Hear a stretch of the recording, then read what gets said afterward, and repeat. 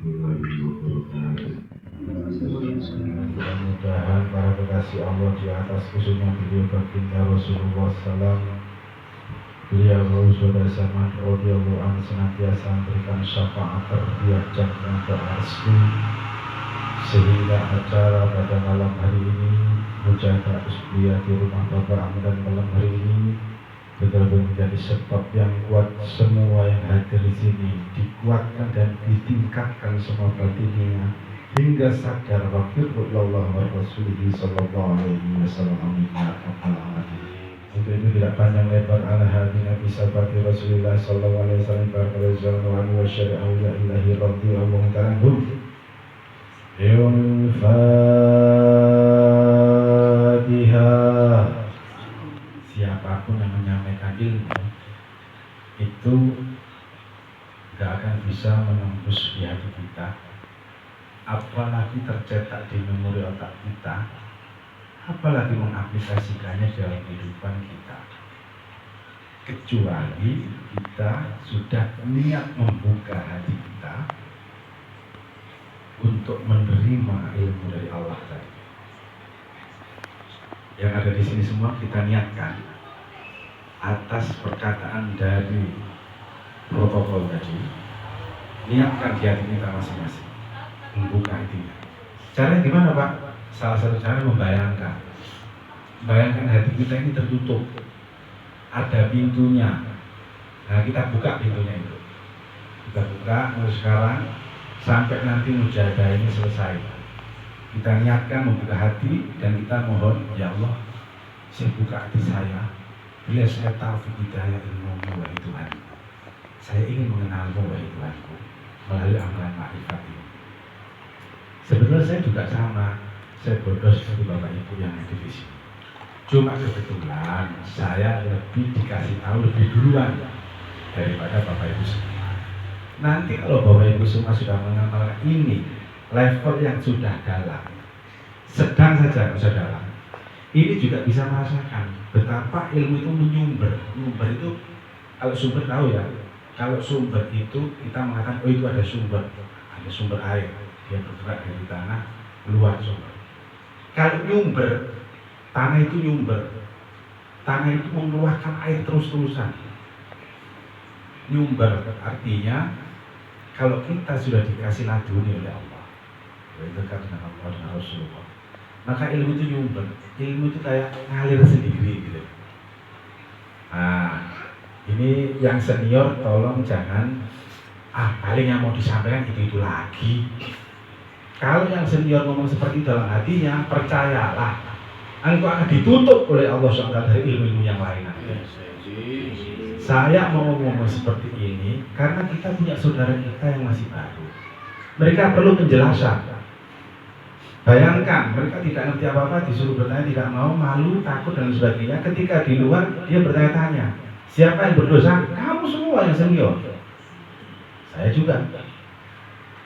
Terus sampai ditanya orang, apa yang kau ikuti? Tidak tahu saya ikuti. Loh kamu nggak tahu, kamu ikut-ikutan berarti. Kamu ikut dalam majelis, ditanya itu majelis apa? Nggak tahu. Itu ya sesuatu itu apa? Nggak tahu. Siapa yang berdosa? Kita yang senior. Alangkah miskinnya, alangkah ironisnya, kita ikut dalam satu perahu yang sangat megah, perahu yang sangat besar, dan perahu itu dinakodai Sultan Aulia, dinakodai kekasihnya Allah. Kita ada di dalamnya. Kita ditanya ketika dia berlabuh, terus kita ada di pantai, ada di dermaga, kita keluar, ketemu orang, ditanya, itu perahu apa? Saya nggak tahu. Itu perahu mau kemana? Saya juga nggak tahu. Itu kalau di dalam bagaimana? Saya juga nggak tahu. Yang dosa adalah yang senior yang ada di kapal tersebut atau perahu tersebut. Bapak Ibu hadirin yang sekalian saya hormati, inilah perlunya membuka hati kita, baik yang senior maupun yang baru. Walaupun secara teori di wakidiyah, di tasawuf ini tidak ada senior, tidak ada junior. Itu pengamal wakidiyah ya, Bapak ya, dan yang lain. Yang baru dia mungkin 40-an, 1 bulan atau 1 tahun, dengan yang puluhan tahun, itu nggak bisa buat patokan. Oh itu berarti itu sudah dalam wakidiyahnya, sudah dalam dia batininya, sudah dalam hakikatnya, sudah dalam keprofesionalan dia menyentuh Tuhannya, nggak bisa jadi jaminan. Karena Allah selalu melihat seseorang pengamal tadi betul-betul dia mengamal karena bangga. Ibarat itu adalah, ilmu itu adalah hatinya, jiwanya. Sementara kepalanya, tangannya, badannya, kakinya itu yang belum saya sampaikan kadang di pasien atau di bapak ibu. Apa itu? Itu Allahumma ya Allah itu ya wajib jawab itu paham ya. Allahumma kama anta al-musalli wa sallim, itu dadanya itu. Ya syafi'ul salam alaikum, itu tangan kanannya itu. Nah itu ada semuanya itu di lembar mati yang bapak ibu bawa. Ini sudah nggak bawa. Hadirin hadirat yang saya hormati, ya Sayyidina Rasulullah itu tadi sudah saya terangkan, itu adalah hatinya ilmu ini. Ya Rasulullah itu kalau orang apa itu sholat wahidiyah. Kenapa sih enggak Allahumma sholli ala Muhammad? Kenapa sih enggak Allahumma sholli ala Sayyidina Muhammad? Itu banyak orang itu, terutama orang-orang dari kaum saudara kita dari Muhammadiyah. Kemarin sebelum di sini itu kan mujadah di rumah Bapak Edi, sebelum di Bapak Edi mujadah di rumah Bapak Nuriyati. Kalau nggak salah di rumah Bapak Nuriyati sempat saya singgung. Ini saya ulas lagi biar lebih ingat lagi memorinya, bahwa sholawat itu ada dua versi. Ingat-ingat, sholawat itu ada dua versi. Sholawat itu tujuannya yaitu mohon syafaatnya baginda Nabi. Sholawat itu tujuannya untuk memuliakan baginda Nabi. Sholawat itu tujuannya untuk agar kita dekat dengan baginda Nabi. Itu tujuannya. Nah, sholawat itu ada dua. Pertama, sholawat yang dikarang oleh tokoh ulama, para cendekiawan, mubalik, para ahli-ahli sufi, para aulia-aulia, para kasih Allah. Namanya Ghairul Maksuro. Sholawat yang dicetak oleh bukan dari baginda Nabi, Ghairul Maksuro. Yang kedua, sholawat yang diciptakan oleh baginda Nabi, yaitu Maksuro. Loh Pak, kenapa sholawat Pak ada yang diciptakan oleh Nabi, ada yang tidak? Nah, karena baginda Nabi kan meninggal. Ketika baginda Nabi belum meninggal, semuanya disuruh bersholawat di Quran oleh Allah SWT, Inna wa malaikatahu yushollu ala nabi ila akhiri. Bagaimana caranya baginda Nabi? Rasulullah mencontohkan, begini loh kalau bersolawat kepada saya, Allahumma sholli ala Muhammad. Semua mendengarkan, tapi Allahumma sholli Sayyidina Muhammad. Gak mau Allahumma sholli Muhammad itu sahabat. Kenapa? Kalau Allahumma sholli Muhammad itu jangka kalau bahasa Indonesia beda. Gini. Ini Bapak Over lewat ya di rumahnya Hamdan. Allahumma sholli ala Muhammad ya, saya contohkan. Terus Hamdan, maaf ya Bapak, maaf sekali lagi maaf, Pak Ahmad dikasih. Lewat, Hamdan bilang Pak Hamdan, ini Allahumma sholli ala Muhammad ini. Ahmad, sini makan sama saya, singgah sini, ayo makan sama-sama. Itu Allahumma sholli ala Muhammad. Allahumma sholli ala Sayyidina Muhammad itu gini. Pak Ahmad, Tuan Ahmad, sini makan bersama-sama. Sayyidina itu tuanku. Sayyidina itu predikat atau ngomongnya itu nggak langsung namanya. Jadi menghargai, menghormati. Jangan langsung disebut nama, sebutlah Pak, sebutlah Paman, sebutlah Tuan, sebutlah Mister. Gitu. Makanya nggak mau walaupun dikasih tahu baginda Nabi, kalau mau besok padu gini, Allahumma sholli ala Muhammad. Nggak mau kok sahabat. Sahabat tetap ngomong Allahumma sholli ala Sayyidina Muhammad. Itu sholawat yang versi yang diciptakan baginda Nabi, yaitu sholawat maksuro. Nah, biasanya itu dipakai di sholat kita. Nah, sholat kita kan ada sholawatnya. Kalau nggak ada sholawat nggak sah itu. Nah, terus kenapa ada sholawat yang ghairul maksuro? Kenapa dia nggak menyebut baginda Nabi? Sebenarnya menyebut, cuma dia panjang. Nah, tadi saya bilang tujuannya sholat adalah memuliakan baginda Nabi, menyanjung baginda Nabi, agar kita bisa dekat dengan baginda Nabi. Saya dengar di TV, di YouTube, sholatu wa salamu ala toha rasulillah, sholatu wa salamu ala yasin Nabi. Mana Muhammadnya? Tidak ada. Itu namanya khairul maksuro. Yang menciptakan bukan Nabi. Dikasih pujian-pujian dulu, terakhir baru ada Muhammad. Rasulullah, nah itu ada Rasulullah, ada Muhammad. Gitu.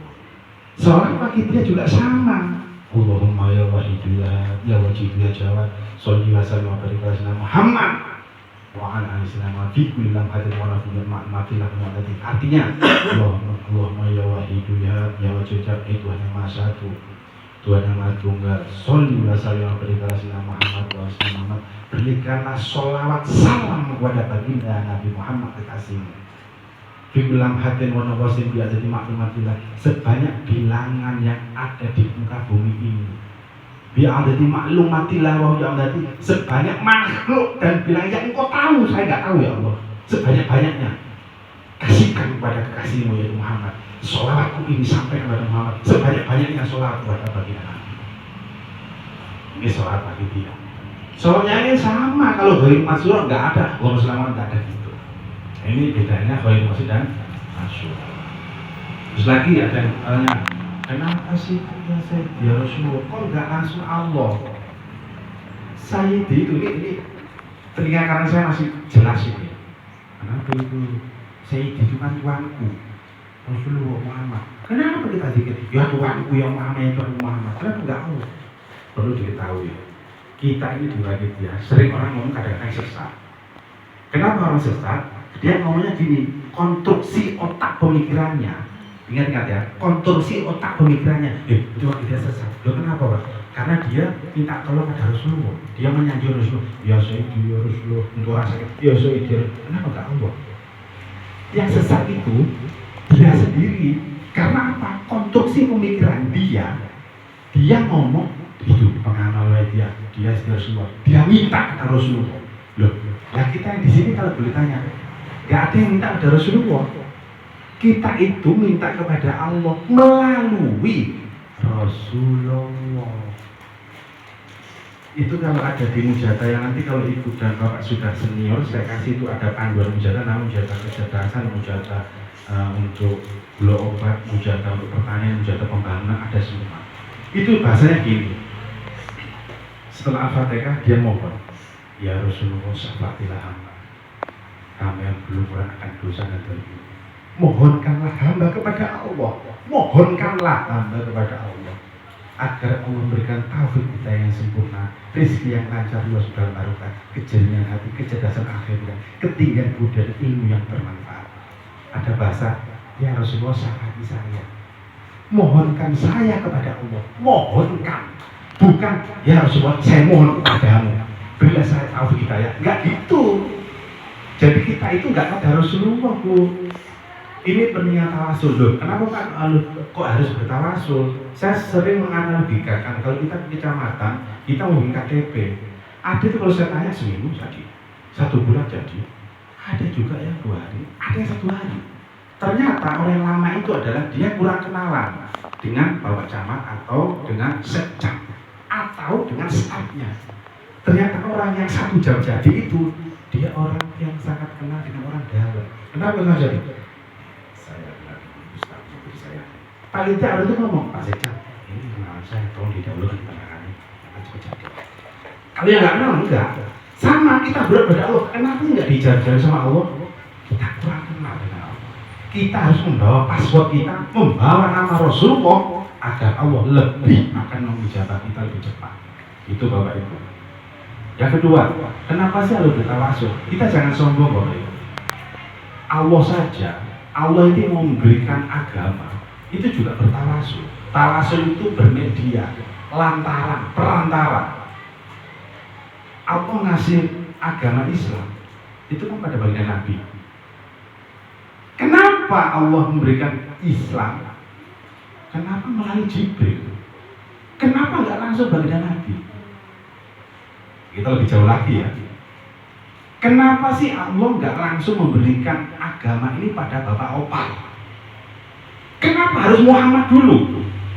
Muhammad dibawanya lagi, para sahabat dibawanya lagi, para tabi'in dibawanya tabi'in, dibawanya lagi para tokoh-tokoh ulama sufi, para aulia, guru ngaji, ustaz. Akhirnya Bapak Opal baru tahu. Tawasul perlu. Allah saja memerlukan tawasul untuk memberikan agama kepada Muhammad melalui Jibril. Untuk memberikan umat seluruh alam jagat raya memerlukan Muhammad. Lah Allah saja itu bertawasul, apalagi kita mau mengenal yang zat yang maha suci bersih, tidak ada bandingannya. Terlalu kotor Bapak Ibu kalau kita mau mendekat pada yang suci, terbakar diri kita. Kita perlu tawasul pada orang yang dekat dengan Allah Subhanahu wa Ta'ala. Itulah kenapa kita ya Sayyidi ya Rasulullah, ya Sayyidi, kita tidak minta tolong pada Rasulullah. Kita mohon tolong mohonkan kepada Allah ya Rasul. Intinya seperti itu. Jadi konstruksi pemikiran sekarang diubah, pengajian diubah. Itu masalah tawasul. Nah, terus ada lagi. Ya Sayyidi ya Rasulullah, kenapa sih kok menangis? Ya. Menangis itu Bapak Ibu, itu sudah menjadi tradisi dari Nabi Adam, Nabi Nuh, Nabi Ibrahim, Nabi Ismail, Nabi Yusuf, Nabi Zakaria, Sulaiman, Nabi Isa, Nabi Musa, Nabi Muhammad. Tidak ada para nabi, para rasul, tidak ada para orang yang dekat dengan Tuhan yang dia doanya tidak menangis. Karena lembut hatinya. Ketika disentuh ayat Tuhan, dia sudah menangis. Dia mencintai Allah katanya, dia mencintai Rasul katanya. Tapi ketika Allah dibacakan ayat Tuhan, dikatakan hadis, ada nama Muhammad saja, harusnya dia tersentuh. Minimal kalau nggak menangis, hatinya itu kayak orang pacaran itu loh, kalau mengaku cinta ya. Dulu kan bapak-bapak kalau cinta sama mama opa, itu belum ketemu aja kan sudah waktu falling in love ya. Ada tetangganya bilang, opa ada tadi itu ibu Fatimah, di mana? Sudah ada getaran gitu loh, karena ada rasa cinta.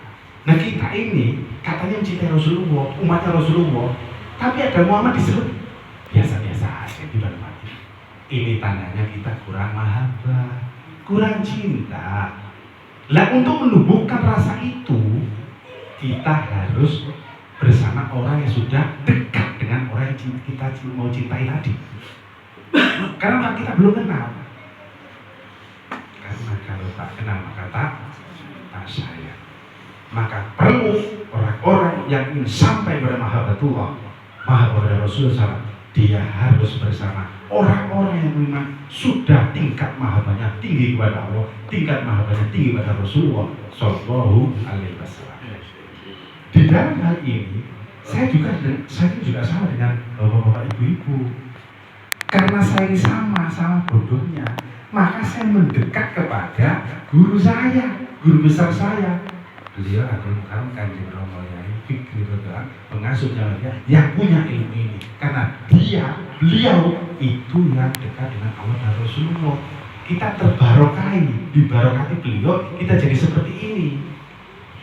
Lebih dalam lagi pada yang menciptakan, yaitu Mbah Yai, neneknya atau kakeknya. Itu yang tua itu. Nah itu yang menciptakan surat Ma'rifat ini. Beliau ini bertanggung jawab, beliau ini berjasa besar pada seluruh umat masyarakat seluruh dunia. Kenapa? Karena ini amal yang sangat dahsyat sekali. Suatu penciptaan satu ilmu yang kita kalau di toreko itu sulit sekali mencapai manunggal Allah atau menyatu dengan Allah. Tapi kita melalui Mbah Yai ini hanya dengan membaca sholawat ya Sayyidi Rasulullah. Kalau betul-betul ini dengan bimbingan senior ya, dengan bimbingan yang betul, kita akan sampai bisa menyatu dengan Sang Pencipta. Jadi tujuan kita di kita ya Sayyidi Rasulullah itu agar kita mengenali Allah. Bukan kita agar bisa pengobatan, agar bisa ngusir setan. Bukan itu. Itu adalah efek. Itu adalah hadiah dari orang yang dekat dengan Allah, akhirnya dikasih ilmu seperti itu. Bapak Ibu juga gitu nanti. Lihat itu, ini mau biar kalau mengamalkan, nggak perlu saya nanti. Saya bimbing betul. Bapak juga gitu. Yang lain seperti itu. Saya kasih gini cara, tinggal kuat apa enggak. Gitu loh. Kan orang yang menuju Allah itu ya, dia harus kuat loh. Contohnya nanti saya itu nanggal jaga itu. Ini ceritanya mungkin sudah kemana-mana. Dia itu sebelum jadi walinya Allah, sebelum jadi kasih Allah, dia itu sangat sorok, dia itu sangat hidupnya itu sengsara sekali. Sampai dalam kesengsaraan itu ketemu sama Sunan Bonang, kamu masih belum sengsara, Allah belum bisa bersama kamu kecuali kau sengsara betulan. Tunggu di sini kalau aku betul-betul ingin berguru kepada aku, kalian benar. Tunggulah aku sampai aku datang. Sementara ditunggu, ternyata bukan 1 hari 2 hari, tapi 3 tahun dia di pinggir sungai. Waktu sholat, dia semedi lagi, sholat semedi lagi sampai 3 tahun. Hanya untuk mencapai dianggap guru untuk memperoleh ilmu ma'rifat. Nah kita cuma disuruh 40 hari diwakililah 40 hari berturut-turut, tidak boleh lupa 1 kali 24 jam, minimal 1 kali, dan itu hanya cuma setengah jam. Jadi masih ada 23,5 jam kita di kehidupan sehari-hari. Cuma setengah jam kita disuruh untuk yaitu bermujahadah. Nanti hasilnya Bapak Ibu akan tahu sendiri.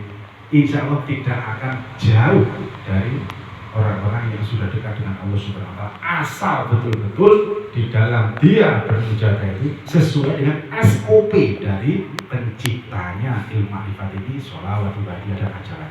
Tentunya dengan bimbingan seniornya, nggak bisa kalau dengan sendirinya. Bapak Ibu hadirin hadirat yang saya hormati, sekiranya masalah Yazid Rasulullah itu sangat sudah cukup sekali. Kalau mau saya teruskan tentang dalilnya, terus saya teruskan tentang kenapa harusnya itu sholatnya harus dan sebagainya, ini sangat panjang sekali. Tapi minimal Bapak Ibu sudah mendengarkan itu, kalau ditanyai orang itu sudah bisa menjawab. Terutama kalau ada yang ngomong sesatnya di mana, kan gitu.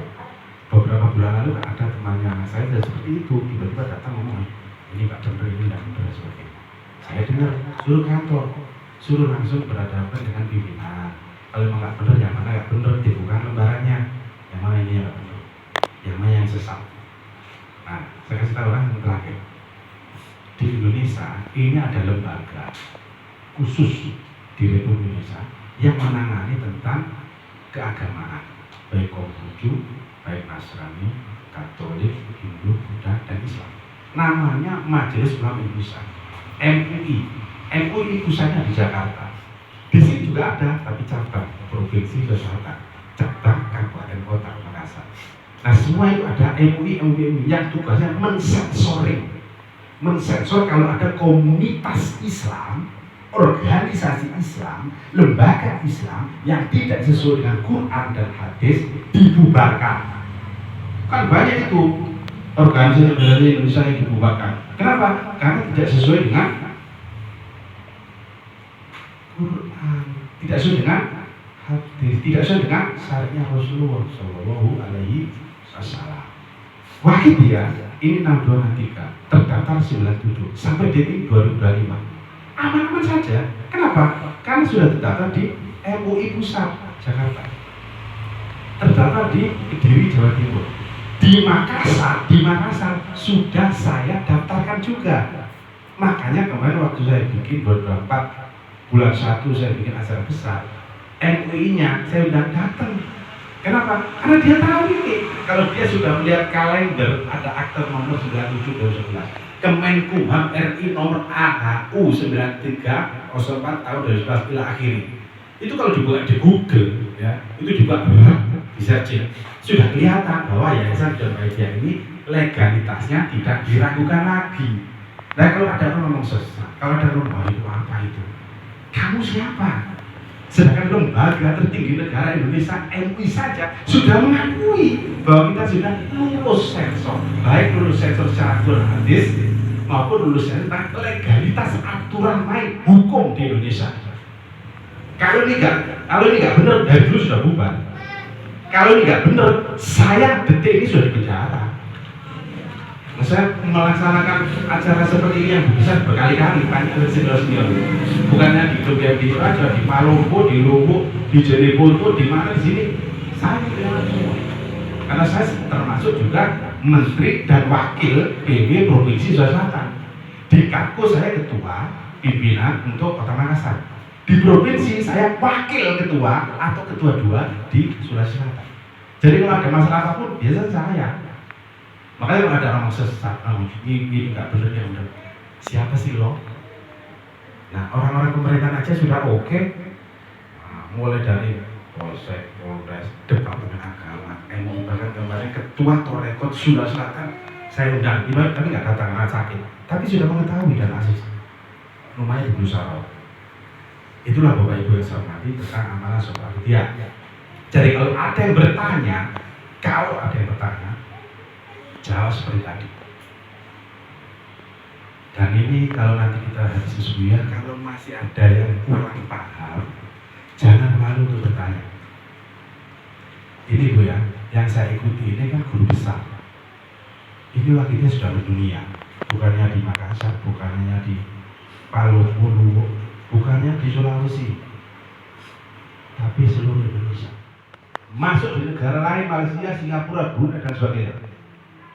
Disensor lagi, ya Arab disensor lagi oleh pemerintah sana. Di Australia sensor lagi pemerintah sana. Karena setiap negara punya sensoris sendiri tentang agama.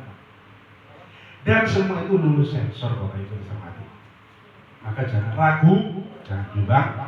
Amalan ini adalah amalan media kita, torekoh kita, untuk menuju kesadaran lebih dekat kepada Allah, pada Rasulullah Sallallahu Alaihi Wasallam.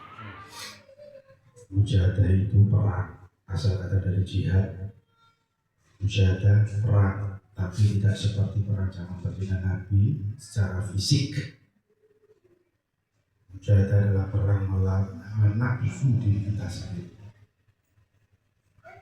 memerangi nafsu kita, bukan untuk menghilangkan nafsu, tapi mengarahkan dari nafsu kejelekan menuju nafsu yang baik. Kita mengerti bahwa diri kita senantiasa setiap hari, setiap waktu, setiap detik banyak dosa berlaku. Mata kita banyak berdosa, melihat hal-hal yang tidak senang. Wahai Tuhanku sang penciptaku yang menggelapkan dan membuat terang diriku, wahai sinarku, wahai yang memasukkan dan mengeluarkan nafas hidupku, wahai yang membuat aku hidup setiap hari. Tuhan, izinkan saya menyampaikan satu kali kebenaran ilmu nanti di usia rumah Bapak Anda. Sesuatu yang memang sudah diputar Allah itu. Mulut kita hari kita ingat-ingat selama seminggu ini kotor kepada orang. Mulut kita sering menggunjing, sering rasa, sering ngomong tetangga itu, tetangga ini, tetangga itu.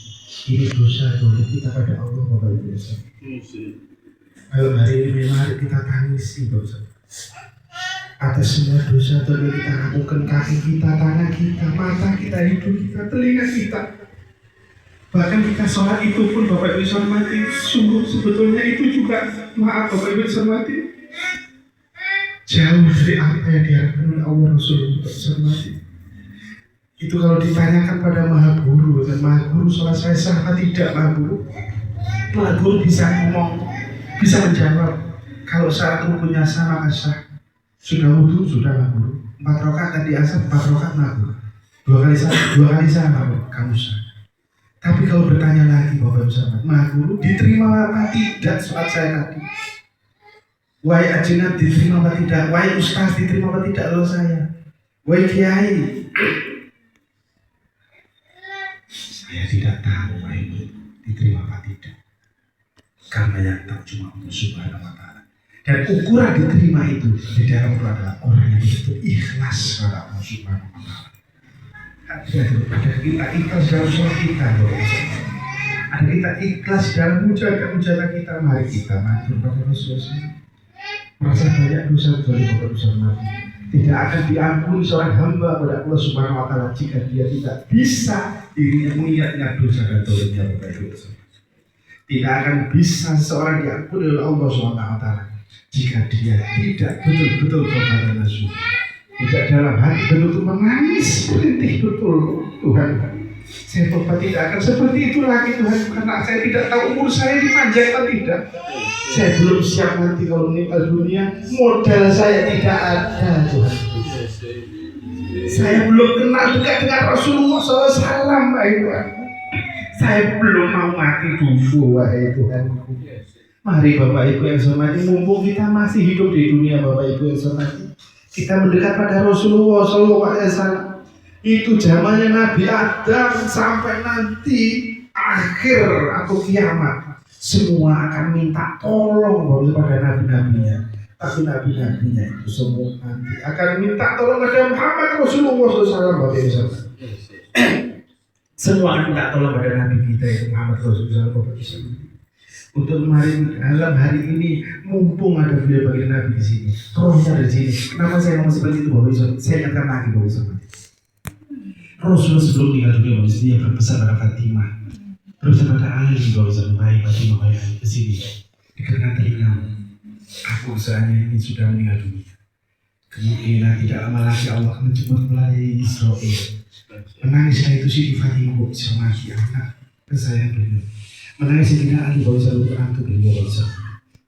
Ada apa ya Allah sampai pada umatku yang dia itu bersoal pada aku, dia tawasul pada aku, tak tahu Allah melalui aku di kuburku, di makamku, di Madinah, di tempat-tempat, di masjidku nanti di Madinah. Suruh aku mendengarkan dia dan mohon kepada Allah SWT agar orang itu akan dijawab doa-doa. Wahai Fatimah, sampai pada umatku nanti kalau aku meninggal dunia, walaupun dia nanti bersoal kepada aku, dia bermohon tasyafu, dia bermohon pada Allah melalui tawasulnya kepada aku. Lalu dia itu ada di ujung bumi manapun, jauh dari Makkah, jauh dari Madinah. Demi Allah, katakan pada mereka, sungguh dengan kekuasaan diberikan pada saya oleh Allah SWT, aku akan mencari dan menghampiri orang-orang yang bersoal kepada aku itu. Dan aku akan menghajat kepada umatku. Ada hajat apa engkau wahai umatku? Aku akan mohonkan kepada Allah Subhanahu Wa Taala. Malam hari ini Bapak Ibu hormati, kita semua dari sini akan menjaga. Kita di sini akan bermohon syafaatnya Rasulullah SAW mulai Allahumma yang sampai 40 jam. Yang punya masalah apapun Bapak Ibu hormati, malam hari ini Bapak Ibu, memang kita menjaga itu untuk menunggal marah Gusti. Kita menjaga untuk menyatu dengan Allah. Kita menjaga untuk mengenali Allah SWT. Namun Bapak Ibu hormati dalam sholat ini boleh juga kita mohon Bapak Ibu hormati. Selain itu mungkin ada masalah keluarga Bapak Ibu hormati. Malam hari ini juga Bapak Ibu hormati. Untung sekali lagi dan mumpung Bapak Ibu hormati ada Rasulullah SAW di sini Bapak Ibu hormati menangis Bapak Ibu hormati. Di hati kita ada nur-nurnya Muhammad Bapak Ibu hormati. Di hati kita ada nur-nur rohnya di sekarang yang beliau berbina Rasulullah SAW. Katanya Allah Subhanahu, katanya Allah. Minum kau kecuali oleh pantan itu. Wahai Muhammad, engkau kucipta dari nurku, kata Allah. Mantan. Aku ciptakan semua di alam jalan ini, termasuk dirimu manusia, termasuk hewan, termasuk malaikat dan semua yang ada di muka bumi.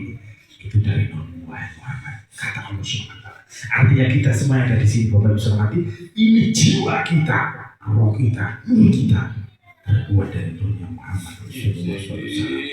Untuk itu pasti beliau tahu hati kita dan mendengar kita Bapak Ibu hormati. Yang punya masalah apapun, yang punya masalah kendaraan ekonomi, yang punya masalah sakit, yang punya masalah rumah tangga, yang punya masalah tentang anaknya yang sulit dikasih tahu. Apapun masalahnya Anda Bapak Ibu hormati, dalam mujahadah ini kita menangis pada Rasulullah SAW Bapak Ibu hormati.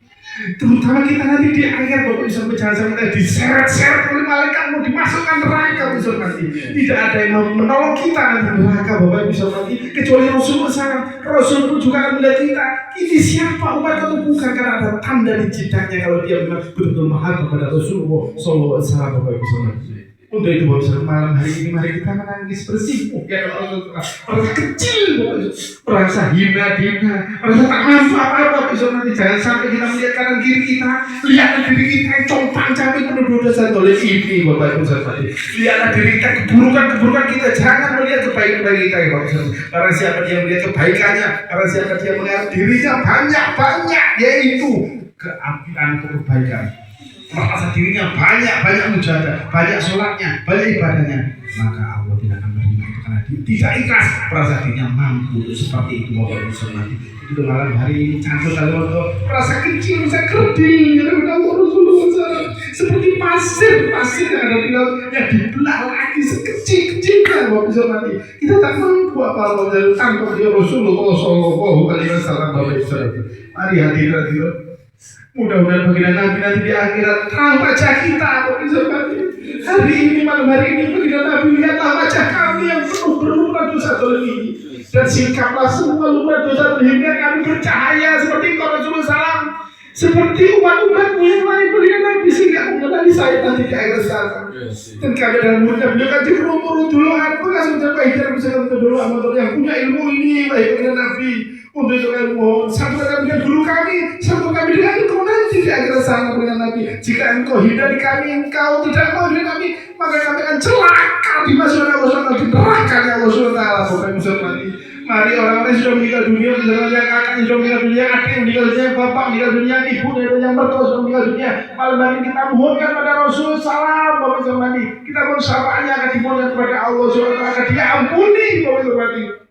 Jika kita punya ahli kubur, Bapak Ibu mati, kita ini berkewajiban mendoakan, Bapak Ibu mati. Jika kita punya ahli kubur tidak mau mendoakan, Bapak Ibu mati, maka diri kita nanti akan dijadi nature of law, yaitu hukum alam, Bapak Ibu mati. Kita mati nanti, tidak akan ada yang mau mendoakan kita, Bapak Ibu mati. Yang kedua, jika kita tidak mendoakan mereka, kita akan dituntut juga oleh mereka, Bapak Ibu mati. Apalagi anak kita bisa mati, orang tua kita, mertua kita nanti di sana digontok-gontokan, orang yang masuk di surganya Allah itu masih dihalang-halangi malaikat, masih ditarik anaknya mau masuk di surga, ditarik oleh ibunya. Mereka itu secara nanti berteriak tidak satu keluarga, saling berebut masuk neraka, masuk surganya Allah Subhanahu Wa Taala, saling tuntut karena kamu dulu tidak membawa saya ini Pak Bu untuk mujahadah. Anaknya seperti itu, ibu bapak juga menuntut kamu tidak mau saya ajak, semua saling tuntut mau kasih dunia Bapak Ibu mati. Kita nanti di sini Bapak Ibu mati akan dimintai Bapak Ibu mati. Ketika nanti kita di sana dimintai juga tanggung jawab Bapak Ibu mati. Tidak akan ada yang ngomong kita Bapak Ibu mati. Jika malam hari ini kita bisa berangkat Bapak Ibu mati, ada ayat Tuhan, ada ayat Allah SWT yang berkata yang aslinya Bapak Ibu mati. Jika engkau berdoa pada aku Allah SWT, engkau dalam keadaan di dalam doamu itu seenaknya sendiri, apalagi ketawa-tawa. Tunggu saatnya nanti engkau akan meraung-raung, engkau akan diseret malaikat kuning neraka dan menangis buang mati. Tapi jika engkau dalam doamu pada waktu di dunia engkau menangis takut kepada aku, engkau bermahabbah pada Allah Rasul salam pada Allah SWT pada aku, wahai Bapak mati, ketahuilah engkau akan tersenyum masuk di surga aku nanti mati. Jangan sampai kita di sini di ruang Bapak tadi dia akan seret masuk nerakanya Allah SWT. Mati. Mari hatinya terus jangan melihat kanan kiri kita, lihat dan diri kita sendiri yang belum melakukan dosa telim. Kita akan dimintai tanggung jawab anak-anak kita, Bapak Ibu mati. Kita dimintai tanggung jawab istri kita, Bapak Ibu mati. Kita dimintai tanggung suami kita, Bapak Ibu mati. Hak dan kewajiban itu nanti di sana di hadapan Allah SWT. Semua akan saling tarung, semua akan saling teriaki, semua akan saling menjawab-jawabkan di neraka. Sekarang di sini kita hidup bersama, sekarang di sini kita hidup, bisa kita itu tidur satu atap, satu kasur, satu selimut. Tapi di akhir sana nanti kita akan berteriak-teriak, saling menuduh. Engkau yang salah Bapak, engkau yang salah Ibu, engkau yang salah Bapak. Akhirnya udah kamu dua-duanya di neraka sana coy. Bapak Ibu yang mati, dan sampai itu terjadi Bapak Ibu mati. Untuk itu malam hari kita hujatan mati-matian, mohon ampun pada Allah SWT. Mumpung kita belum dipanggil Israel, Bapak Ibu yang mati. Hadir hadirat al-Fatihah. Izinkan saya menyampaikan, sungguh saya tidak bisa menyampaikan, kecuali kau sendiri nanti yang nyampe melalui raga dan sumber saya itu. Maka Bapak bisa mati, mari kita suarakan, kita hadapkan apa yang sudah saya kasih tadi, agar betul-betul bisa menjadi suatu sebab akibat taufik hidayah Allah Subhanahu wa Ta'ala turun di hati semua yang hadir di rumah Bapak Akan. Al-Fatihah. Selain aku kata Allah, kau belum bisa aku katakan engkau adalah kekasihku. Maka jangan hianati Allah. Jangan sekali-sekali kita punya mengharapkan selain Allah Subhanahu wa Ta'ala. Bagaimana caranya? Terangkanlah lillah dan lillah. Yang belum mengerti nanti bisa bertanya pada sendirinya Bapak semua. Pengkhianatan yang besar adalah pengkhianatan kepada Allah Subhanahu wa Ta'ala. Bapak Ibu yang terhormat, jika masih ada cinta di hati kita Bapak semua, tapi cinta itu tidak kepada Allah Bapak semua, percaya Bapak semua, ditolak semua ibadah kita Bapak Ibu yang terhormat. اللهم يا الرحمن الرحيم اللهم باسمك أوجه محمد صلى الله عليه وسلم بركاتك وأبوابه والشهيد عليك يا الله يا الله يا الله اللهم باسمك أوجه محمد صلى الله عليه وسلم وبركاته شرائع وأبوابه والشهيد عليك يا الله يا الله يا الله اللهم باسمك محمد صلى الله عليه وسلم بركاته